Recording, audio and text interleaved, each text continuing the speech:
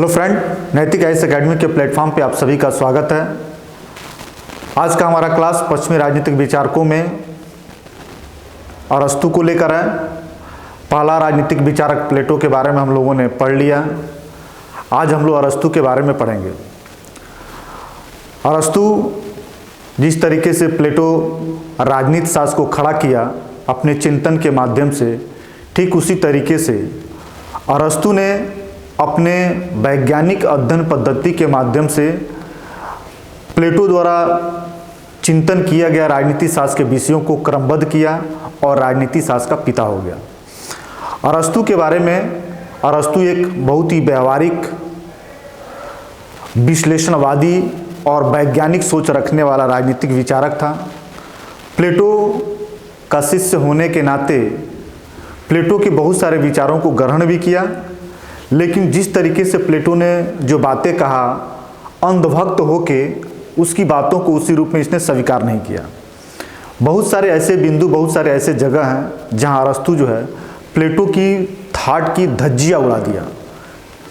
इसने इस बात का, इस धज्जियां उड़ाते समय अरस्तु को इस बात का अफसोस नहीं था कि हम अपने गुरु प्लेटो की बातों को और सिद्धांतों की अवहेलना कर रहे हैं, बल्कि उसको इस बात पे गर्व था कि प्लेटो द्वारा बताई गई जो बातें हैं वह धरातल के स्तर पे या व्यवहार के स्तर पे उसको लागू हो रहा है कि लागू नहीं हो रहा है।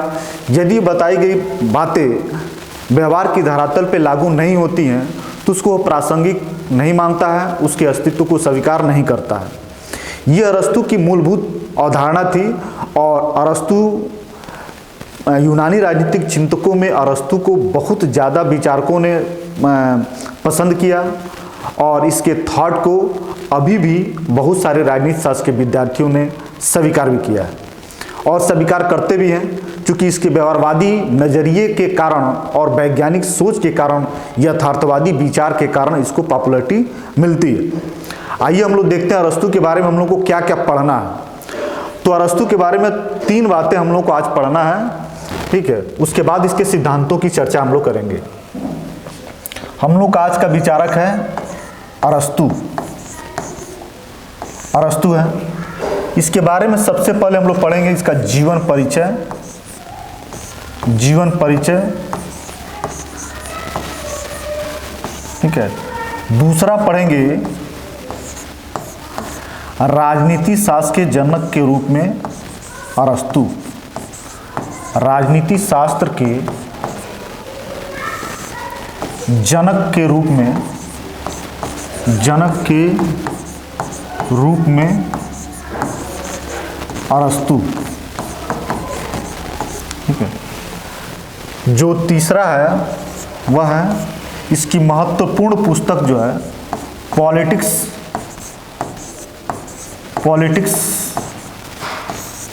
की चर्चा करेंगे हम लोग, ठीक है। और चौथी बातें अरस्तु का उसके गुरु प्लेटो के साथ समानता और असमानता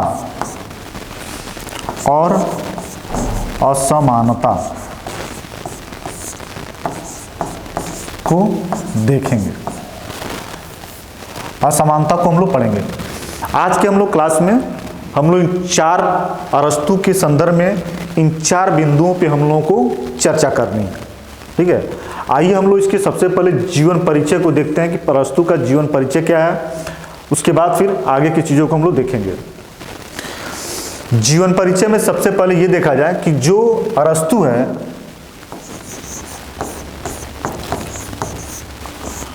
उसका जन्म, समय और स्थान क्या है। अरस्तु एक ऐसा राजनीतिक विचारक है जो प्लेटो का शिष्य तो है, लेकिन एथेंस का निवासी ये नहीं था, ठीक है। एथेंस का निवासी नहीं था, बल्कि ये मकदूनिया का निवासी था। तो पहले देखा जाए जन्म का समय क्या है, तो जन्म का समय जो है 384 ईसा पूर्व में इसका जन्म हुआ था, ईसा पूर्व में जन्म हुआ था। और जो जन्म स्थान है वह है मकदूनिया। मकदूनिया के अस्टेगिरा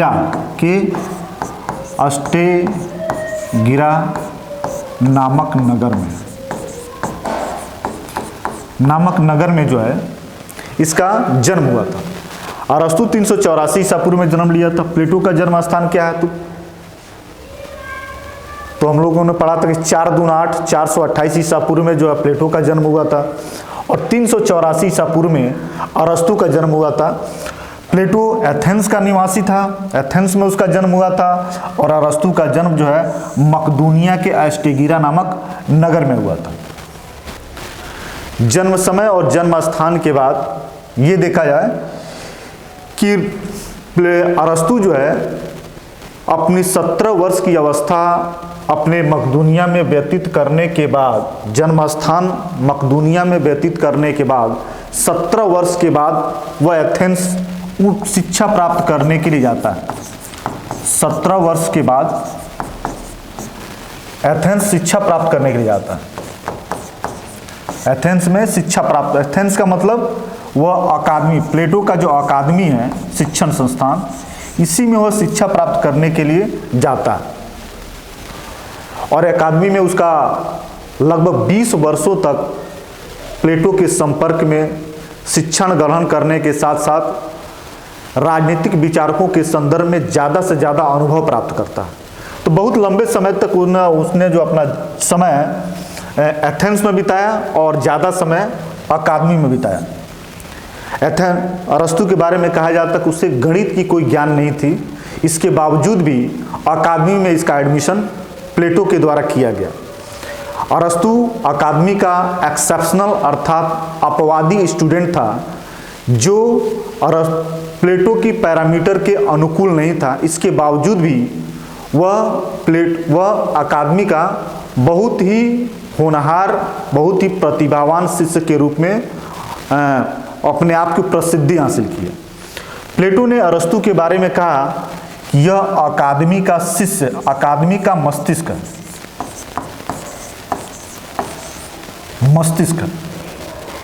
या शरीरधारी बुद्धिमान, शरीरधारी बुद्धिमान।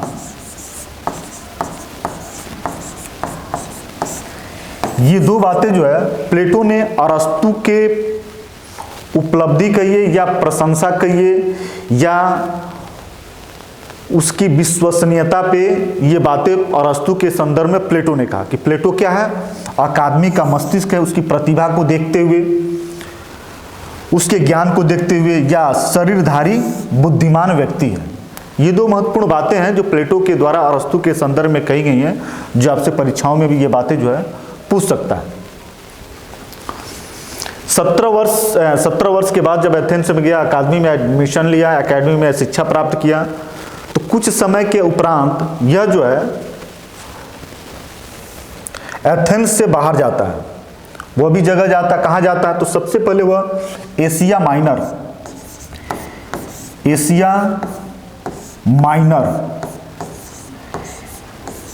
माइनर में जाता है। अकादमी की एक शाखा, अकादमी की एक शिक्षण संस्था, अकादमी की एक शाखा के रूप में एक शिक्षण संस्था को वहीं पे वो खोलता है। और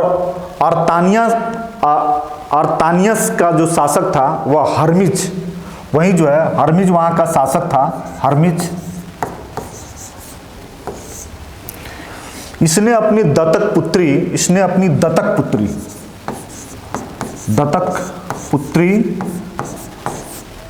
पिथियास,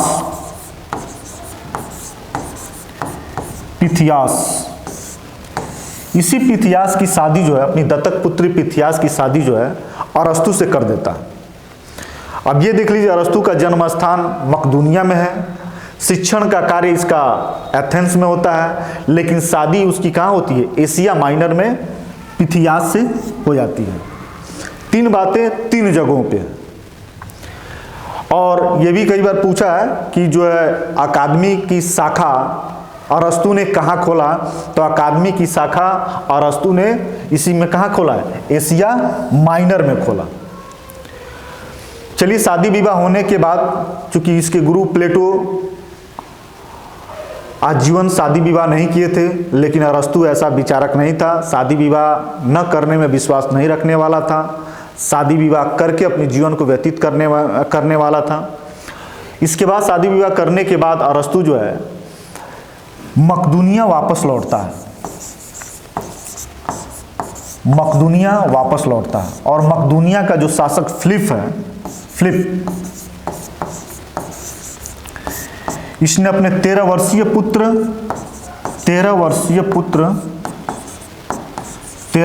पुत्र सिकंदर का शिक्षक नियुक्त करता है। वही सिकंदर है जो विश्व इतिहास में विश्व विजेता के रूप में अपनी उपलब्धि, अपनी प्रसिद्धि हासिल करके रखा हुआ है। तो अरस्तु एक ऐसा महान विचारक है जो राजनीति शास्त्र के पिता होने के साथ साथ विश्व विजेता और विश्व की महान व्यक्ति सिकंदर का गुरु होने का गौरव भी उसे मिला हुआ है।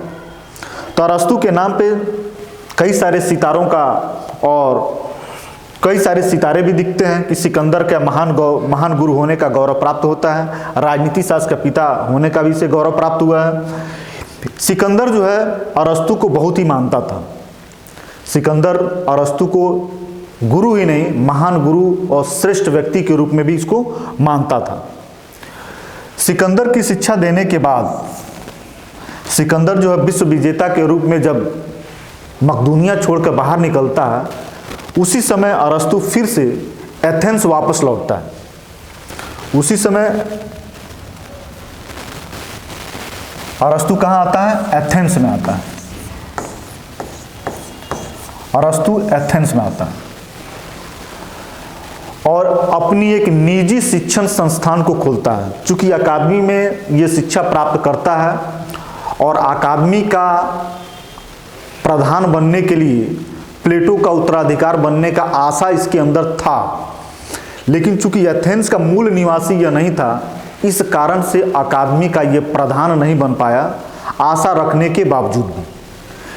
लेकिन अपनी शिक्षण संस्थान जो निजी शिक्षण संस्थान थी, अकादमी के समान ही उसने एथेंस में खोला हुआ है लीसियम नामक शिक्षण संस्थान जो है एथेंस में खोला।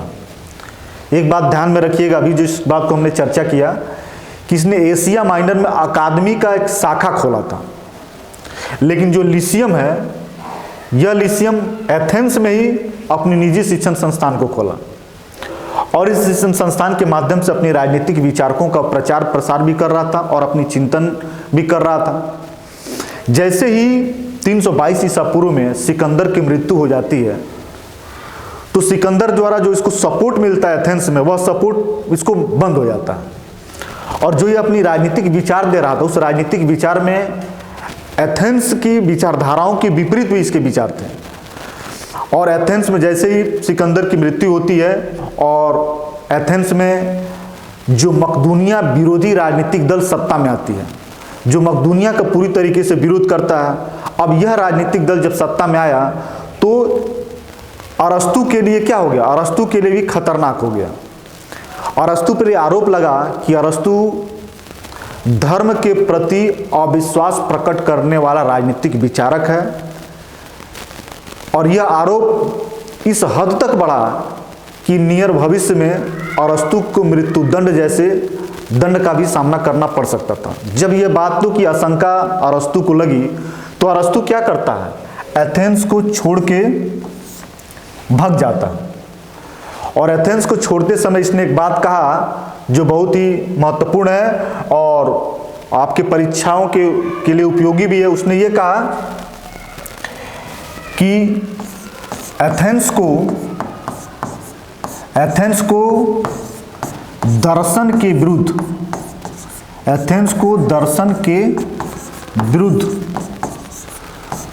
दूसरी बार अपराध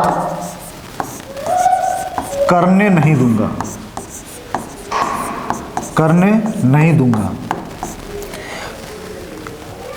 किस विचारक ने कहा कि एथेंस को दर्शन के विरुद्ध दूसरी बार अपराध करने नहीं दूंगा? इस कथन में बहुत ही रहस्य छिपा हुआ है। इस कथन को कहने का मतलब यह था अरस्तु का कि एथेंस में परंपरा रही है कि जब भी एथेंस में एक सही राजनीतिक प्रणाली की बात कोई राजनीतिक विचारक रखता है, उस राजनीतिक विचारक को मृत्युदंड दे दिया जाता है। जैसे उदाहरण के रूप में सुकरात था, जिसने सद्गुण को ही ज्ञान माना और शासन का आधार सद्गुण को माना। इस बात को बताने वाला, इस बात की को रखने वाला विचारक को वहाँ की जो सत्ता थी उसने मृत्युदंड दे दिया। अब दूसरी स्थिति यही अरस्तु की आ रही थी, जो वहाँ की राजनीतिक प्रणाली, सर्वोच्च राजनीतिक प्रणाली की खोज के संदर्भ में अपने राजनीतिक दर्शन, अपने राजनीतिक विचार को दे रहा था। इसे भी मृत्युदंड का सामना करना पड़ता, लेकिन इसने क्या कहा? इसने होशियारी और बुद्धिमानी का परिचय देते हुए इसने कहा कि हम जो है ऐसी घटना दोबारा नहीं होने देंगे, और वहाँ से वो क्या करता है? भाग जाता है। आदर्श, सिद्धांत और व्यवहार अलग अलग होते हैं। कभी कभी बुद्धि का प्रयोग करना चाहिए और करना, यही हमारी क्या होती है? बुद्धिमत्ता, यही हमारी होशियारी होती है। समय काल परिस्थितियों के अनुसार हमारे विचारों में भी परिवर्तन होने चाहिए। जैसे परिवेश परिस्थिति की मांग होती है, वैसे हमारे विचार और धारणाएं भी होनी चाहिए। किसी एक समान धारणा नहीं होनी चाहिए। यदि अरस्तु जो है सुकरात के समान अडिग रहता और एथेंस में रह जाता, भागता नहीं, तो शायद इसको वहीं मृत्युदंड दे दिया जाता और अरस्तु जो राजनीति शास्त्र का पिता बना और अपने स्वतंत्र राजनीतिक विचारों को नहीं दे पाता और वह राजनीति शास्त्र का पिता भी नहीं हो पाता।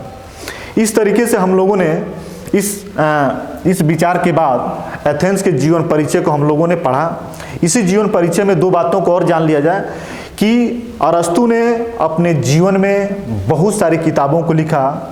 इसने लगभग कहा जाता है कि इसने 400 पुस्तकों को लिखा, न केवल राजनीति शास्त्र पे, बल्कि प्राकृतिक विज्ञान, प्राणी विज्ञान, शिक्षा शास्त्र, मनोविज्ञान, अर्थशास्त्र, तमाम सारे जो सामाजिक विषय हैं या अन्य विषय हैं, उन पे उसने किताबों को लिखा, जो लगभग माना जाता है कि ये 400 किताबों को लिखा।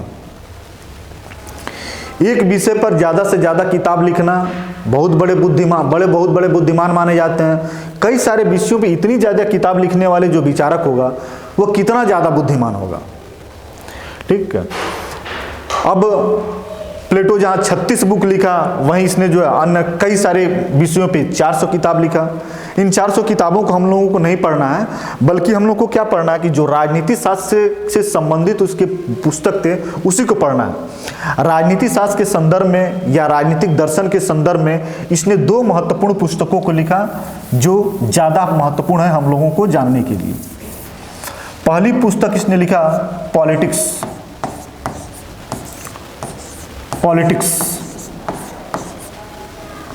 ठीक है, और दूसरी पुस्तक इसने लिखा एथेंस का संविधान,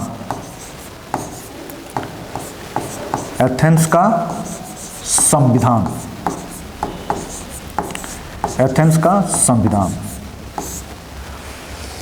अरस्तु द्वारा लिखी गई दो महत्वपूर्ण पुस्तकें हैं जो राजनीतिक दर्शन या राजनीति शास्त्र के लिए विशेष महत्व है इन दोनों किताबों का। इन दोनों किताबों में हम लोग पॉलिटिक्स की चर्चा जो है आगे करेंगे। पॉलिटिक्स की चर्चा करने से पहले इसकी जीवन परिचय को जान लिया गया, और पॉलिटिक्स की चर्चा करने से पहले हम लोग अब इस बात का चर्चा करेंगे कि अरस्तु राजनीति शास्त्र का जनक कैसे बना। ठीक है, इन बातों को भी हम लोग थोड़ा चर्चा कर लिया जाए। जो परीक्षाओं संबंधी उपयोगी तथ्य हैं, वह तथ्य इन बातों में मिलेंगे। राजनीति शास्त्र का जनक, राजनीति शास्त्र का जनक कैसे बना।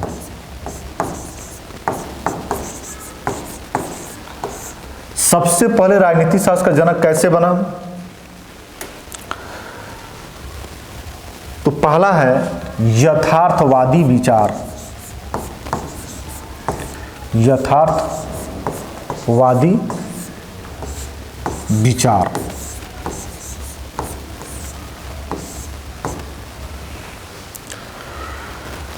अरस्तु एक ऐसा राजनीतिक विचारक था जो कोरी कल्पना और चिंतन पे विश्वास नहीं करता था, बल्कि उसकी वास्तविकता को, जिन विचारों में वास्तविकता होती थी उन्हीं विचारों को यह समर्थन करता था। जैसे प्लेटो ने संपत्ति की नकारात्मक अवधारणाओं को स्वीकार किया और कहा कि जो संपत्ति है वह संपत्ति लोभ, लालच, वैमनस्य, तमाम तरह बुराइयों को जन्म देता है। वहीं अरस्तु ने कहा कि नहीं, ये जो धारणाएं हैं संपत्ति के संदर्भ में प्लेटो की, ये नकारात्मक अवधारणा है और वास्तविकता यह है कि बिना संपत्ति का कोई व्यक्ति रह ही नहीं सकता। एक व्यक्ति है, उसमें गौरव तभी आ सकता है, हीनता की अवधारणा से तभी वो बच सकता है जब उसके पास संपत्ति आए। तो संपत्ति के संदर्भ में यदि प्लेटो और अरस्तु के विचारों को देखा जाए तो अरस्तु की जो विचार थी ज़्यादा यथार्थवादी थी। दुनिया का कोई ऐसा व्यक्ति नहीं है जो संपत्ति की इच्छा न रखता हो या संपत्ति के बिना ही अपने जीवन को यापन करना चाहता हो, ऐसा कोई नहीं है। जो लोग धार्मिक लोग हैं, जो ईश्वर की बात करते हैं, वह भी संपत्ति के ही पीछे पड़े हुए हैं। संपत्ति के द्वारा जो भौतिक सुख सुविधाएं हैं वह भौतिकता को त्याग करने की तो बात करते हैं, लेकिन वास्तविकता क्या होती है? वह भौतिक साधनों और सुविधाओं से ही क्या है, घिरे हुए हैं। उसी सुविधाओं के पीछे वो धार्मिक व्याख्याएं भी अपनी कर रहे हैं। तो ये जो बातें हैं अरस्तु की, ये पूरी तरीके से सत्य है और राजनीति शास्त्र के पिता होने में यथार्थवादी विचार रखना भी इसका एक कारक के रूप में है। दूसरी बात है अध्ययन के रूप में वैज्ञानिक पद्धति का प्रयोग करना। वैज्ञानिक पद्धति का प्रयोग करना। वैज्ञानिक पद्धति में इसने जो है आगमनात्मक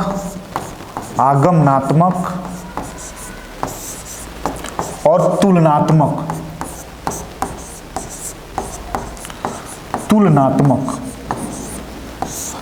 अरस्तु एक ऐसा राजनीतिक विचारक है जो अपने अध्ययन प्रणाली में आगमनात्मक पद्धति और तुलनात्मक पद्धति दोनों का अनुसरण करता है। इन पद्धतियों का अनुसरण करने वाले जो भी राजनीतिक विचारक होते हैं वह कहीं ना कहीं वैज्ञानिक पद्धतियों का अनुसरण करते हैं। पर्यवेक्षण और निरीक्षण के बाद जो निष्कर्ष दिए जाते हैं वह आगमनात्मक पद्धति के अंतर्गत आते हैं, जो इसको इस रूप में परीक्षाओं में पूछता है कि सामान्य से विशेष की तरफ जाने की जो बात है उसको क्या कहा जाता है। सामान्य से विशेष की तरफ जाएंगे तो यह आगमनात्मक पद्धति के अंतर्गत आएगा। अर्थात पहले हमें वस्तु स्थिति की पूरी जानकारी करनी पड़ेगी, उसका निरीक्षण परीक्षण करना पड़ेगा, उसको प्रयोगशाला में उसको पुष्टि करना पड़ेगा, तब उसके बारे में हम निष्कर्ष और सिद्धांतों को क्या करेंगे, निर्माण करेंगे। अरस्तु का जो आगमनात्मक पद्धति है ठीक इसके विपरीत प्लेटो का निगमनात्मक पद्धति है। निगमनात्मक पद्धति में कहा जाता है कि विशेष से सामान्य की तरफ, और आगमनात्मक में क्या कहा जाता है, सामान्य से विशेष की तरफ। निगमनात्मक को चिंतन मूलक पद्धति कहा जाता है और आगमनात्मक पद्धति को वैज्ञानिक अध्ययन पद्धति कहा जाता है, जिसका जो है अनुसरण अरस्तु ने अपने अध्ययन शैली में किया है। दूसरा है तुलनात्मक पद्धति। अरस्तु एक ऐसा राजनीतिक विचारक है जो तुलनाओं को बहुत विशेष महत्व दिया और इसने संविधान के वर्गीकरण में कुल 158 देशों के संविधानों को क्या किया, अध्ययन किया, उनमें तुलना किया, उसके बाद अपने संविधानों का वर्गीकरण जैसे कॉन्सेप्ट को इसने दिया। तो अपने अध्ययन पद्धति में वैज्ञानिक पद्धति का प्रयोग किया जिसमें तुलनात्मक और आगमनात्मक पद्धति का प्रयोग किया। इस तरीके से वह राजनीति शास्त्र के जन्मदाता के रूप में क्या हुआ, प्रचलित हुआ। इसके बाद हम लोग देखते हैं सरकार के तीन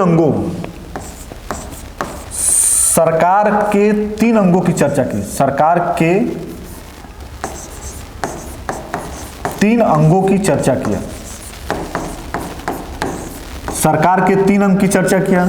अब इसमें कौन कौन है? सरकार के तीन अंगों में नीति निर्धारक,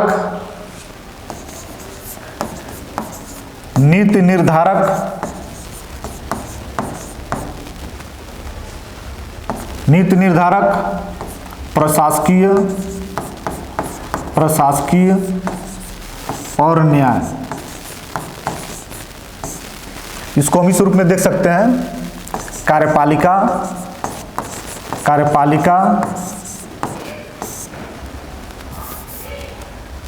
विधायिका,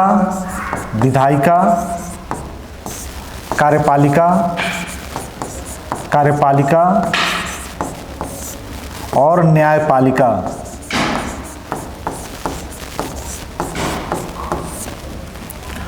विधायिका, कार्यपालिका और न्यायपालिका जो आज की जो वर्तमान सरकार की जो कल्पना है, ये सरकार के तीन अंग के रूप में आज काउंट होते हैं। इसी बात को अरस्तु बहुत पहले बता दिया कि जो सरकार होती है वो सरकार के 3 अंग होते हैं, जिसको नीति निर्धारण, प्रशासकीय और न्याय। इसी कॉन्सेप्ट के आधार पे शक्ति संतुलन और शक्ति पृथक्करण की अवधारणा को भी जन्म मिलता है। ये बिल्कुल नई अवधारणा है और इस बातों को अरस्तु ने बहुत पहले कह दिया, जो राजनीति शास्त्र में एक बहुत बड़ा विचार के रूप में सामने आता है। इसके बाद से जो है इन्हीं सब बातों को कहने के बाद दूसरी एक और बात कहता है, कानून की सर्वोच्चता, कानून की सर्वोच्चता।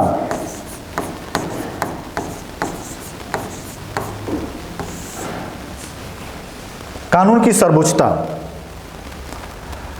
अरस्तु एक ऐसा राजनीतिक विचारक है जिसका मानना है कि शासन का जो कार्य है वह कानून के माध्यम से ही होना चाहिए। कानून के माध्यम से क्यों होना चाहिए? इसने कहा जो शासक होता है वह चाहे कितना हो बुद्धिमान हो, लेकिन वह कानून के समकक्ष नहीं हो सकता। शासक कितना हो बुद्धिमान, इस बात को इसी ने कहा है कि शासक कितना ही बुद्धिमान क्यों न हो, कितना ही बुद्धिमान क्यों न हो,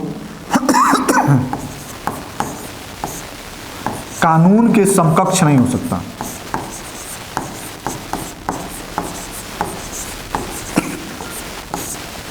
समकक्ष नहीं हो सकता।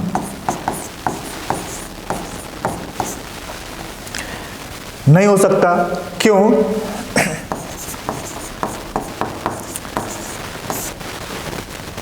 क्योंकि कानून में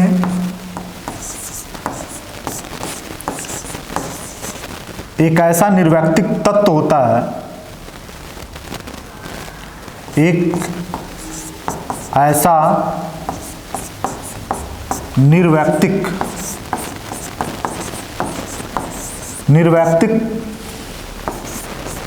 तत्व होता है जो श्रेष्ठ शासक के पास भी नहीं होता, जो श्रेष्ठ शासन में भी नहीं होता, शासक में नहीं होता है। दूसरा, जो कानून है इच्छा से अप्रभावित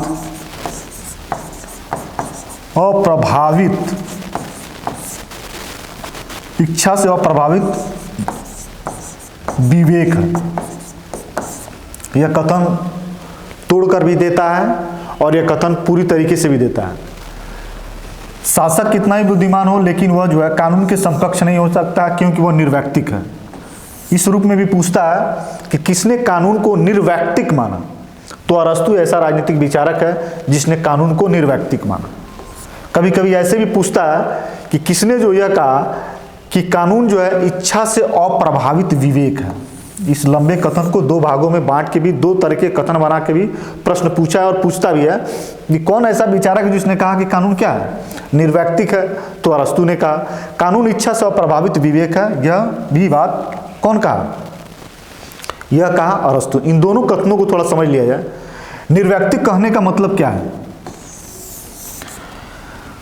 निर्वैयक्तिक कहने, कानून को निर्वैयक्तिक कहने का मतलब यह है कि किसी एक व्यक्ति विशेष के द्वारा बनाया गया नहीं है, किसी एक व्यक्ति के विवेक के द्वारा नहीं बनाया गया, बल्कि बहुत सारे व्यक्ति के द्वारा एक किसी मुद्दे पे सहमत होकर बनाई गई बातें होती हैं, वह निर्व्यक्तिक होता है। दूसरी बात क्या है? इच्छा से अप्रभावित विवेक है। जो कानून है, जिसे श्रेष्ठ व्यक्ति का जो शासन होता है, उसकी इच्छा ही कानून हो जाती है, और उसकी इच्छा यदि सद्गुण पे आधारित है तो ठीक है, शक्ति और भय पे आधारित होगी तो बहुत ही खतरनाक होगी। तो ऐसी स्थिति में जो कानून होता है वह इच्छा को नहीं, वह केवल शुद्ध विवेक पर आधारित होता है, जो सद्गुण होता है। ठीक है, तो ये बातें जो है अरस्तु ने कानून की महत्ता को और कानून की सर्वोच्चता को स्पष्ट करते हुए राजनीतिक दर्शन में अपने विचारों को दिया, जो प्लेटो के राजनीतिक विचारकों से बहुत भिन्न है, बहुत ही यथार्थ है, बहुत ही व्यवहारिक लगता है। आज के दौर में देखा जाए तो कहीं भी जो भी राजतांत्रिक शासन व्यवस्था हो या लोकतांत्रिक शासन व्यवस्था हो, सभी के देशों में, सभी प्रकार की शासन व्यवस्थाओं में संविधान है और कानून के माध्यम से ही शासन के संचालन का कार्य को किया जाता है और कानून को इस सर्वोच्च स्थान दिया भी गया है। तो ये जो बातें हैं कानून के संदर्भ में, ये बातें पूरी तरीके से क्या है? पूरी तरीके से व्यवहारिक है और सही है। इस तरीके से इन तथ्यों के आधार पर अरस्तु को कहा गया कि अरस्तु राजनीति शास्त्र का क्या है? पिता है और जनक है, और राजनीति शास्त्र का पिता होने का वास्तविक हकदार अरस्तु ही है, क्योंकि ये सारी बातें इसी के द्वारा बताई गई हैं। अब हम लोग देखते हैं कि अरस्तु ने जो अपनी पुस्तक पॉलिटिक्स लिखा, इस पॉलिटिक्स में क्या महत्वपूर्ण बातें हैं। ठीक है, जो पॉलिटिक्स है इसकी चर्चा करेंगे। अरस्तु की महत्वपूर्ण पुस्तक पॉलिटिक्स है। पॉलिटिक्स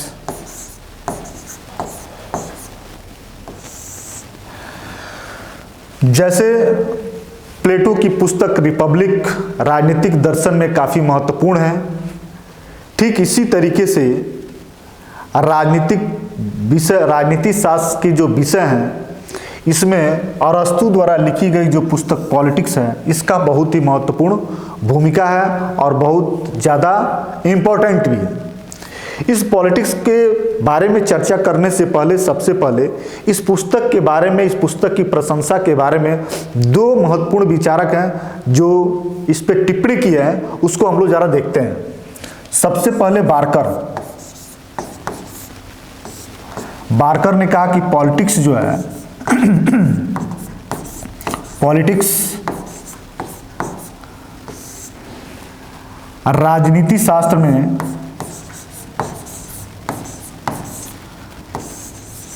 राजनीति शास्त्र का सर्वश्रेष्ठ ग्रंथ है।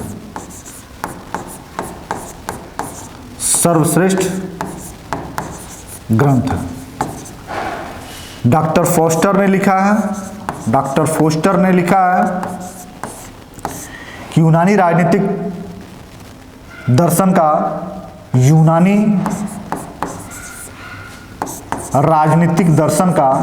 राजनीतिक दर्शन का प्रतिनिधित्व करने वाले प्रतिनिधित्व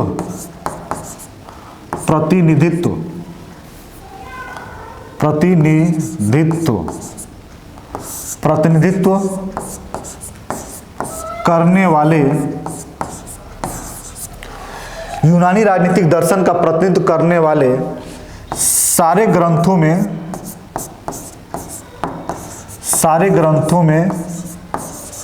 पॉलिटिक्स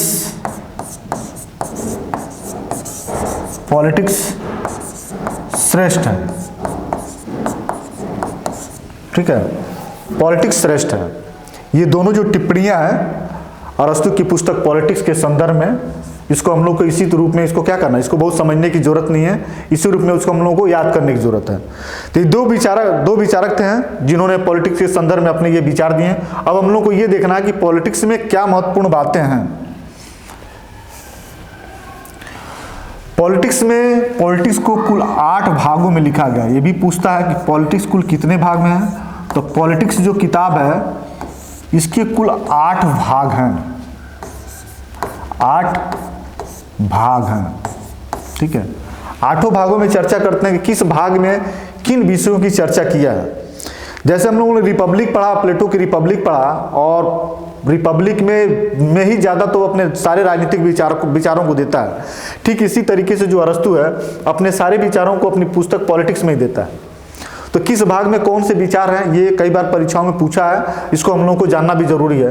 तो सबसे पहले देखा जाए जो पहला भाग है, पहला भाग इसमें क्या है, तो पहले भाग में इसने जो है राज्य की प्रकृति, राज्य की प्रकृति, राज्य की प्रकृति और दास्ता की चर्चा करता है, दास्ता की चर्चा करता है। ये कई बार पूछा है कि किस भाग में, पॉलिटिक्स के किस भाग में अरस्तु ने दास्ता की चर्चा किया। तो दास्ता संबंधी अरस्तु की जो अवधारणा है काफ़ी विवादास्पद भी है और इसकी आलोचना, इसके विचारों के विरुद्ध भी है, लेकिन इस अवधारणा को अरस्तु ने अपने पॉलिटिक्स में सबसे पहले भाग में लिखा। ठीक है। दूसरा भाग, जो दूसरा है उसमें प्लेटो के आदर्श राज्य पे चर्चा करता है, प्लेटो के आदर्श राज्य पर चर्चा करता है, प्लेटो के आदर्श राज्य पर चर्चा करता है। प्लेटो के आदर्श राज्य की जो बातें हैं प्लेटो के किस पुस्तक में है, तो ये रिपब्लिक में दिया गया है। प्लेटो की जो राजनीतिक दर्शन से जो 3 महत्वपूर्ण किताबें हैं, जिसमें रिपब्लिक, स्टेट्समैन और लाज।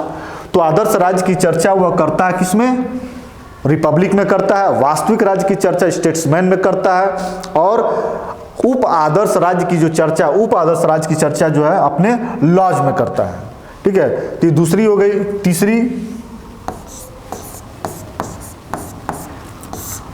तीसरा जो चर्चा करता है वह है नागरिकता का और क्रांति की चर्चा करता है। अरस्तु अपने पुस्तक जो पॉलिटिक्स का तीसरा भाग है, अपनी अवधारणा नागरिकता के संदर्भ में जो अवधारणा देता है उसकी चर्चा करता है, और जो क्रांति की रहती है बात होती है उसकी करता है। चौथे भाग में संविधान का वर्गीकरण, संविधान का वर्गीकरण, ठीक है, संविधान का वर्गीकरण करता है। जो इसका 5वां भाग है,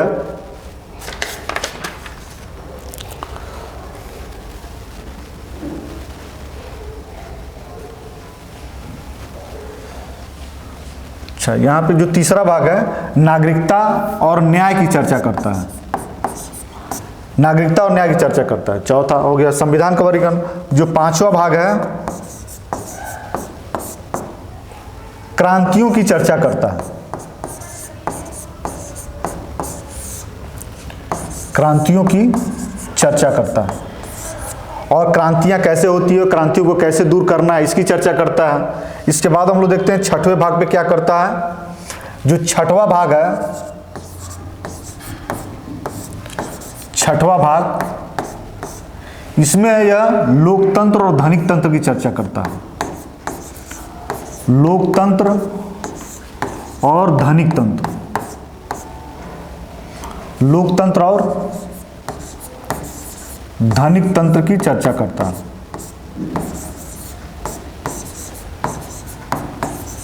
ठीक है। 7वां जो है, 7वें भाग में, 7वां भाग में यह फिर से अपना आदर्श राज्य की चर्चा करता है, आदर्श राज्य की चर्चा करता है। ठीक है, आदर्श राज्य की चर्चा करता है। जो 8वां भाग है, इसमें भी वह संविधान की समस्याओं पे चर्चा करता है, संविधान की समस्याओं, संविधान की समस्याओं पे चर्चा करता है। इस तरीके से जो पॉलिटिक्स है अरस्तु की, वो कुल 8 भागों में लिखी गई हैं, और 8 भागों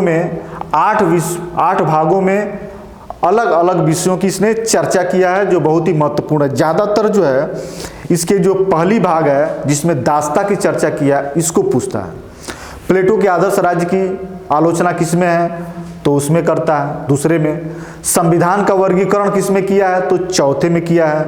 लोकतंत्र की किसमें किया है तो छठवें में किया है। क्रांति की बात किसमें कहा क्या है तो पांचवें भाग में किया है। इस तरीके से इन सब विषयों की चर्चा या न्याय की चर्चा किसमें किया है तो जो है आपका तीसरे में किया है। तो इस तरीके की जो बातें हैं ये विषयों के संदर्भ में पूछता है। थोड़ा सा हम लोग को क्या करना पड़ेगा, इसको हल्का फुल्का जो है रट्टा मारना पड़ेगा।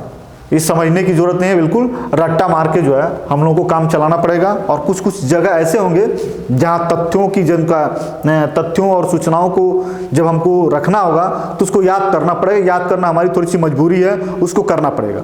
जो कॉन्सेप्ट है उसको तो हम लोग समझेंगे ही, लेकिन जो तथ्य है उसको थोड़ा सा हम लोगों को रट्टा मारना पड़ेगा, इसलिए घबराने की जरूरत नहीं है।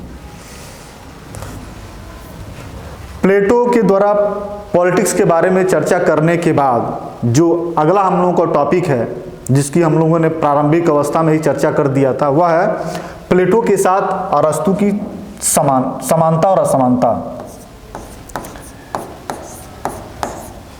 प्लेटो और अरस्तु में समानता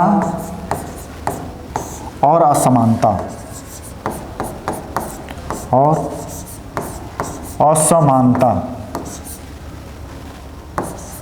असमानता। पहले हम लोग समानता देखेंगे।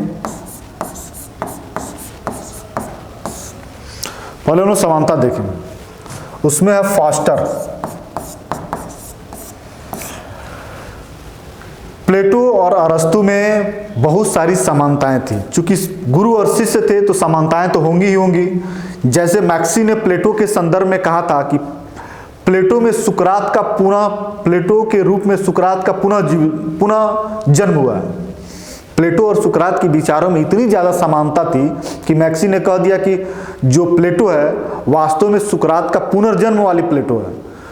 सुकरात ने पुनः जन्म ले लिया किसके रूप में, प्लेटो के रूप में। ठीक इसी तरीके से जो अरस्तु जब प्लेटो का शिष्य था तो अरस्तु और प्लेटो की धारणाओं में बहुत सारी समानताएं थी।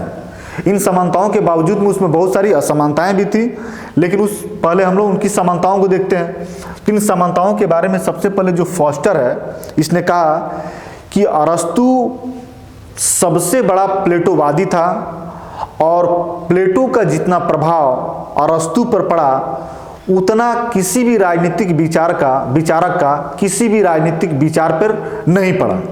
ठीक है, अरस्तु क्या है, अरस्तु सबसे बड़ा प्लेटोवादी, सबसे बड़ा प्लेटोवादी है,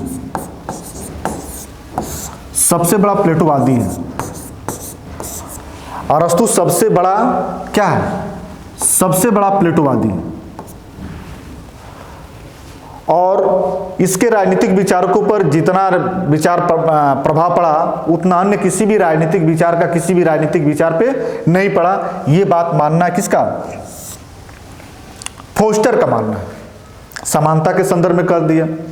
अब कौन कौन सी समानता है, कौन कौन सी समानता है तो इसको देखा जाए जरा।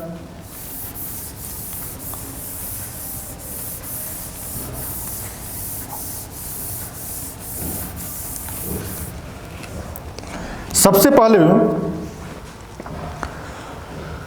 जो प्लेटो और अरस्तु थे ये दोनों एक सर्वोत्तम राजनीतिक प्रणाली की खोज करना चाहते थे।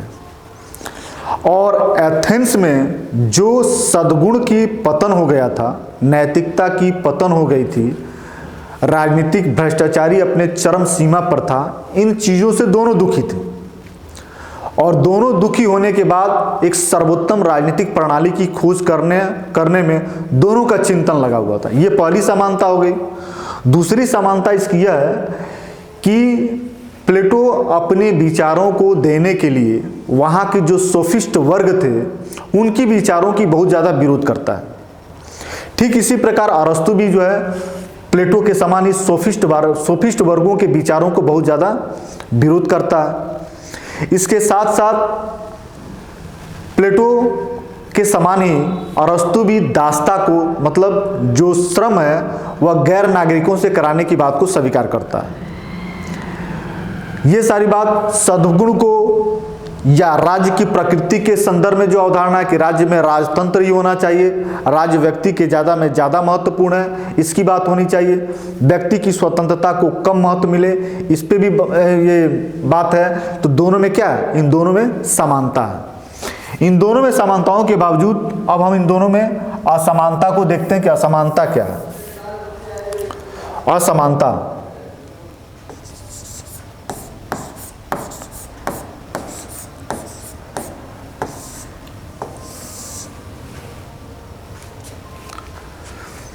डनिंग एक ऐसा विचारक है, डनिंग,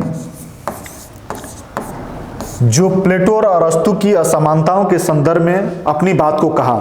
इसने कहा कि जो प्लेटो है वह है कल्पनावादी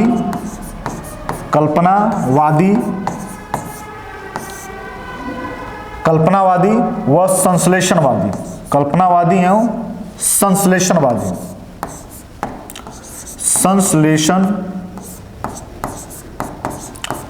संश्लेषणवादी।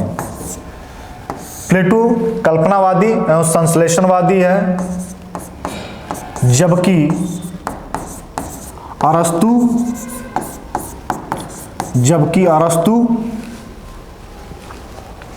यथार्थवादी एवं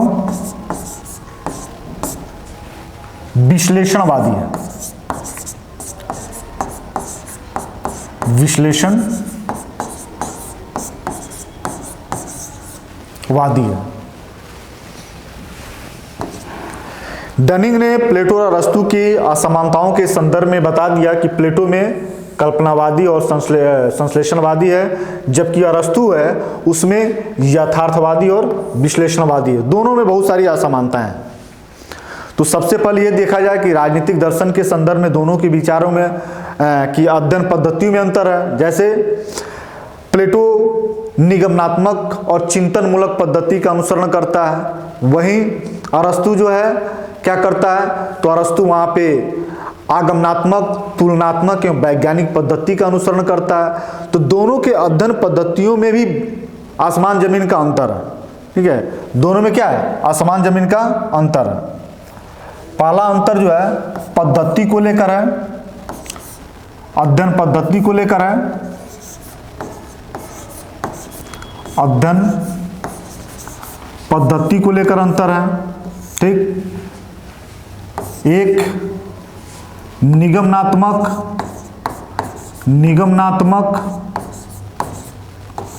और दूसरा आगमनात्मक।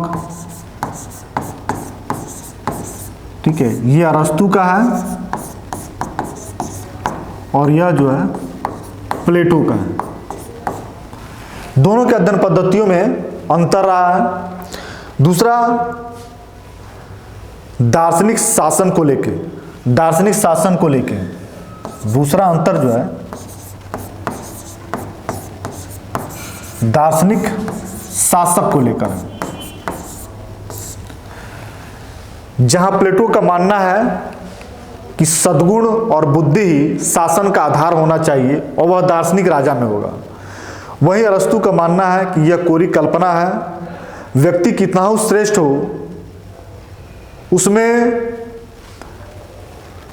अवगुण आ ही जाते हैं, वह अत्याचारी हो ही जाता है और वह कानून के शासन से श्रेष्ठ नहीं हो सकता है।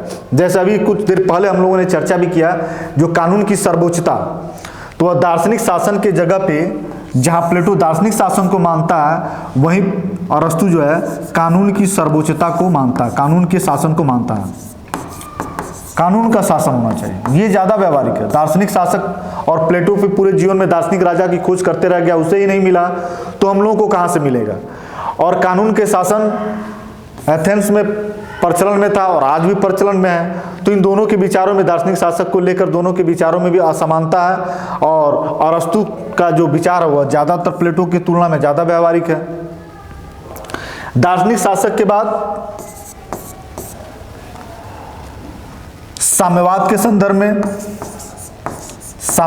संदर्भ में प्लेटो जहां साम्यवाद, पारिवारिक और संपत्ति के साम्यवाद को अभिभावक वर्ग के लिए आवश्यक मानता है और बताता है कि साम्यवाद के माध्यम से ही जो अभिभावक वर्ग है, शासक वर्ग है, वह निष्पक्ष रूप से अपने कर्तव्यों को पालन करेगा। और जो संस्कारिक दार्शनिक राजा है उसके अंदर सामाजिक बुराइयां नहीं आ पाएंगी यदि वह साम्यवादी अवधारणा को पालन करता है।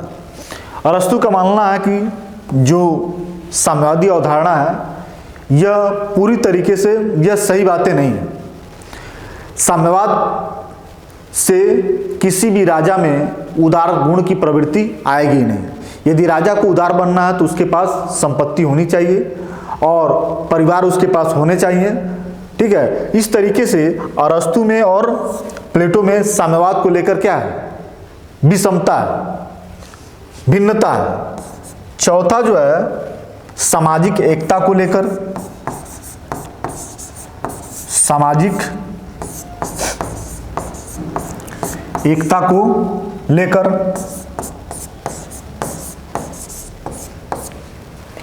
सामाजिक एकता को लेकर जहां प्लेटो यह कहता था कि आत्मा के त्रिगुणात्मक सिद्धांत, प्रत्येक व्यक्ति में कोई विशेष गुण महत्वपूर्ण होगा और उसी गुण के आधार पे वह काम करेगा। और इस तरीके से समाज में शासक वर्ग, सैनिक वर्ग और उत्पादक वर्ग होंगे, यही तीन वर्ग होंगे और इन तीनों वर्गों में अपने गुणों के आधार पर समानता होगा। प्लेटो का, अरस्तु का मानना है कि सामाजिक एकता ऐसे नहीं बनता है, एक रूपता से एकता नहीं बनती है, बल्कि डाइवर्सिटी से बनती है एकता। जितना व्यक्ति में स्वतंत्रता होगा, जितनी अधिक विविधता होगी, उतने इन दूसरे पर क्या होगा, अंतर्निर्भरता होगा।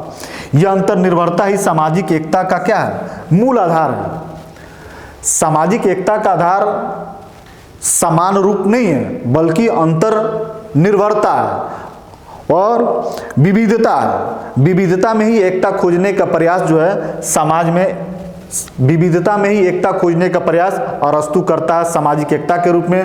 प्लेटो क्या करता है, सामाजिक एकता के लिए समरूपता को ढूंढता है, विविधता को नहीं ढूंढता है। तो इस तरह के विचार जो है प्लेटो और अरस्तु के विचारों में क्या रहता है, विविधता रहती है। इस तरीके से हम लोगों ने प्लेटो और अरस्तु के संदर्भ में एक चीज और है कि प्लेटो जहां स्त्री और पुरुष को समान मानता है, वहीं अरस्तु जो है स्त्री और पुरुषों को समान नहीं मानता है। दासता संबंधी अवधारणा में स्त्री को वह दासता की श्रेणी में रखता है और प्लेटो स्त्री को और पुरुष को समान रूप से समान महत्व देता है।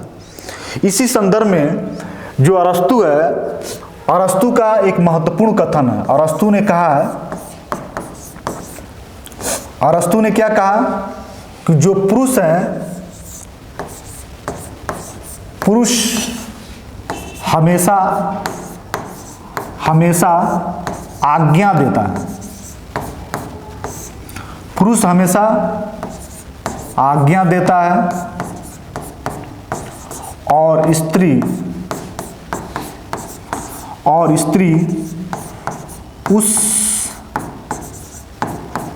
आज्ञा का पालन करती है, पालन करती है। मौन ही नारी का गौरव है।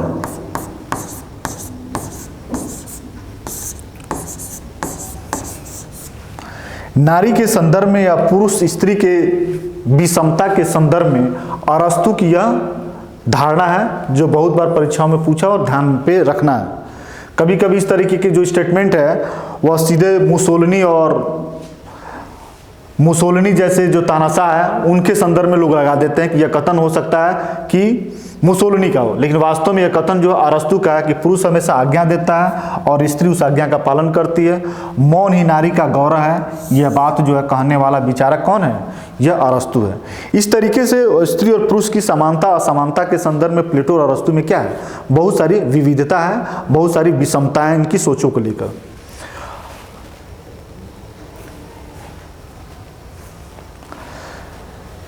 इन 3-4 बातों के साथ अरस्तु के संदर्भ में जो आज का हमारा जो लेक्चर है, आज का जो हमारा वीडियो था, यह अरस्तु की दृष्टिकोण को समझने के लिए था कि अरस्तु किस दृष्टिकोण से क्या समझ के क्या बातें कहा, यह हम लोग को समझ बनाना था।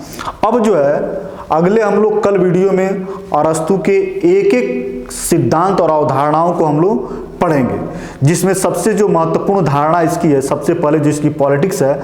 अभी जिसे पॉलिटिक्स के हमने 8 भागों की चर्चा किया, जब जब हम उसकी धारणा को चर्चा करेंगे तब तक उसके वह धारणा पॉलिटिक्स के किस भाग में रखा गया उसकी हम चर्चा करेंगे, ताकि आपको इस लेक्चर के दौरान पॉलिटिक्स के 8 भागों के विषयों के बारे में जो जानकारियां हैं, जो ज्ञान है, आपको मिल जाए और रटने के अलग से जरूरत नहीं पड़ेगी।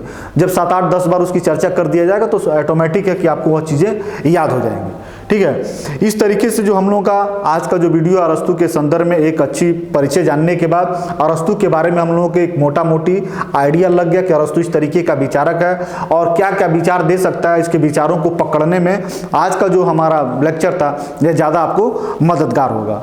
आगे फिर हम लोग नए अरस्तु के नए अवधारणा के साथ हम लोगों की मुलाकात होगी। धन्यवाद।